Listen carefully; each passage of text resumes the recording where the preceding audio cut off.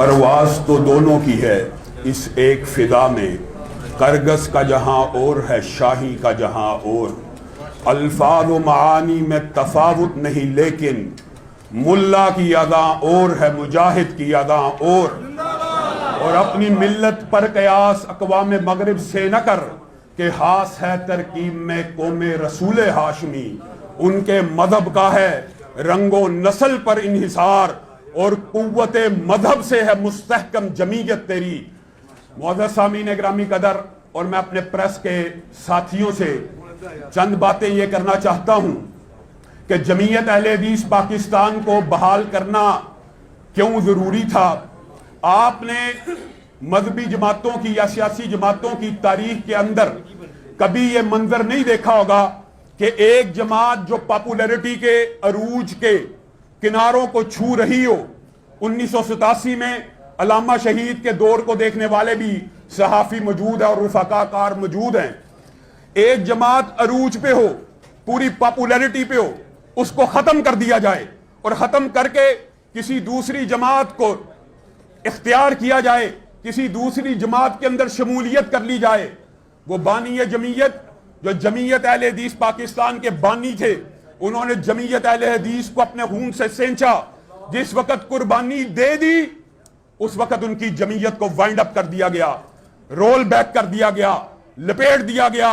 آج پاکستان کے اہل حدیثوں کے لیے ایک بہت بڑی خوشخبری بھی ہے بالخصوص، اور اہل اسلام کے لیے بالعموم، کہ وہ جمعیت جو علامہ شہید کی وفات کے بعد رول بیک کر دی گئی، آج اللہ کے فضل و کرم سے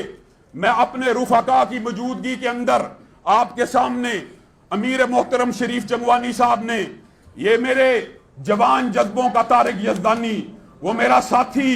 دلیر نوجوان ذاکر الرحمان صدیقی، علماء کی ایک بڑی تعداد، امین محمدی صاحب، یحییٰ عارفی صاحب، ہاور رشید بٹ صاحب، قاری ابو بکر صدیقی صاحب، سینکڑوں ہزاروں علماء کی موجودگی کے اندر اللہ کے فضل و کرم سے اس جمعیت اہل حدیث پاکستان کو بحال کر دیا گیا، جس کو چند لوگوں نے اپنے مفادات کے لیے لپیٹ کر کونے پہ لگا دیا تھا۔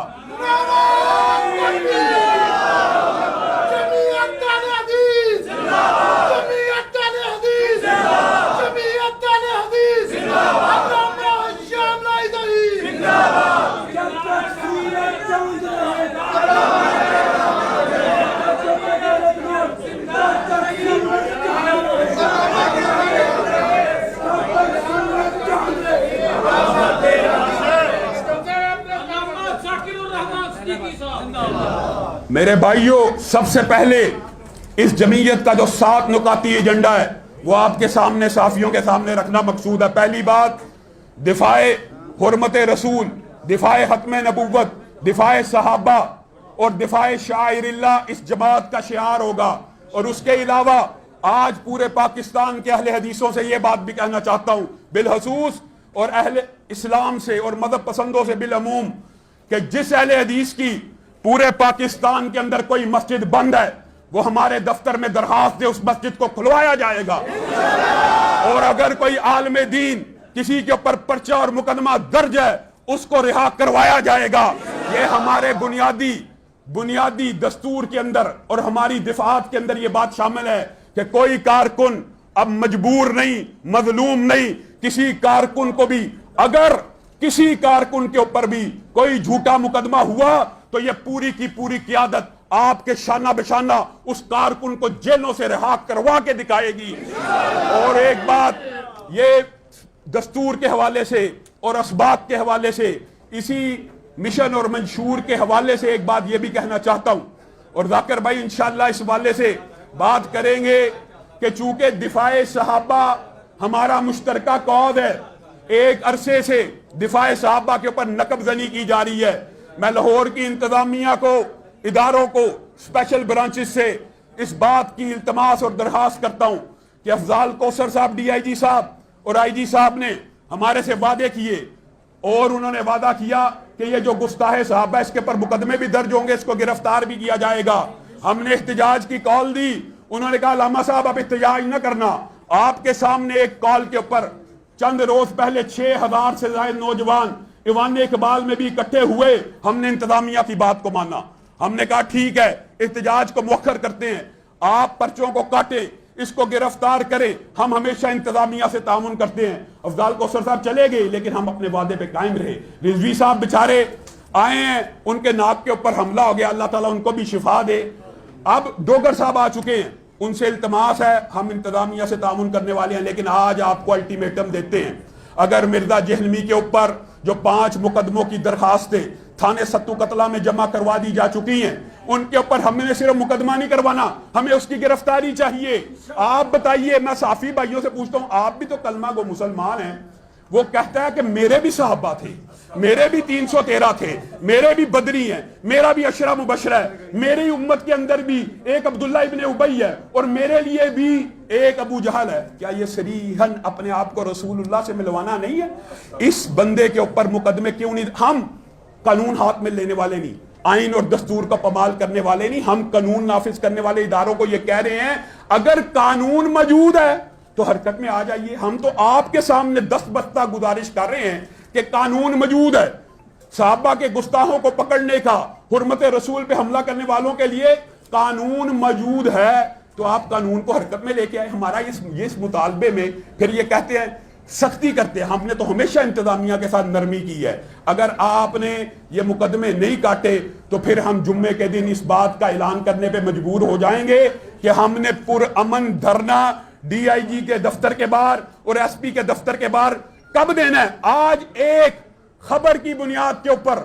آپ دیکھ رہے ہیں سینکڑوں نوجوان علماء اور بزرگ یہاں پہ اکٹھے ہو گئے ہیں۔ جس دن ہم نے احتجاج کی کال دی تو لاہور کی انتظامیہ عوام کے امڑتے ہوئے سیلاب کو نہیں روک سکے گا، اس لیے ان کو یہ بات کہنا چاہتے ہیں کہ آج مقدمے درج کیے جائیں اور اس کو گرفتار کیا جائے۔ آخر میں ایک بات کہہ کے میں اپنی بات کو ختم کروں گا، بات طویل نہیں کرنا چاہتا۔ یہ علماء انبیاء کے وارث ہیں، خاموش ہو جائیں یا شیخ صاحب، یہ علماء انبیاء کے وارث ہیں، انبیاء کے وارث ہیں۔ یہ کیا انبیاء کے صرف مصلی کے وارث ہیں؟ یہ آپ کو اور مجھے کسی نے مغالطہ ڈال دیا کہ علماء انبیاء کے وارث ہیں، صرف مصلی کے وارث نہیں ہیں، یہ سیاست رسول کے بھی وارث ہیں، یہ معاشرت رسول کے بھی وارث ہیں، یہ معاملات رسول کے بھی وارث ہیں۔ یہ رسول اللہ کے صرف مصلی کے وارث نہیں ہیں، یہ رسول اللہ کی ریاست اور سیاست کے وارث بھی ہیں۔ کسی عالم دین کو اور طالب علم کو یہ بات زیب نہیں دیتی کہ وہ مدرسے کے اندر 5 سال 8 سال پڑھنے کے بعد نکلے اور نعرہ لگائے نواز شریف زندہ باد، اور نعرہ لگائے عمران خان زندہ باد، اور نعرہ لگائے بلاول بھٹو زندہ باد۔ عالم دین کا کام یہ ہے کہ وہ نعرہ لگائے نظام مصطفیٰ زندہ باد، نفاذ اسلام زندہ باد، ختم نبوت زندہ باد۔ عالم دین کا کام یہ ہے۔ ہم اتحاد کے قائل ہیں، اتحادی سیاست کے بھی قائل ہیں، لیکن ہم نوکری کے قائل نہیں ہیں اور چاکری کے قائل نہیں ہیں۔ اپنی قوت کو منوائیے، اور انشاءاللہ جس دن میں نے اس بات کو محسوس کیا کہ میں اپنے والد کی روایات کو لٹانے میں ناکام ہو گیا ہوں، آپ سب سے وعدہ کرتا ہوں اسی دن اس منصب سے دستبردار ہو جاؤں گا۔ کرسیوں سے چپکنا، دیمک کی طرح کرسیوں کو کھانا، یہ ہمیں نہ ورثے میں ملا نہ ہمیں اس کی عادت ہے۔ اللہ کے فضل سے اگر آپ میرا ساتھ دیں گے، آپ کے ولولوں، آپ کے ہموں، آپ کے تنتنوں کی ضرورت ہے، اگر آپ میرا ساتھ دیں گے تو وہ وقت دور نہیں ہے۔ قسم کھا کے کہتا ہوں کہ پاکستان کی فضاؤں میں پھر علامہ شہید کے دور کو واپس لٹایا جائے گا۔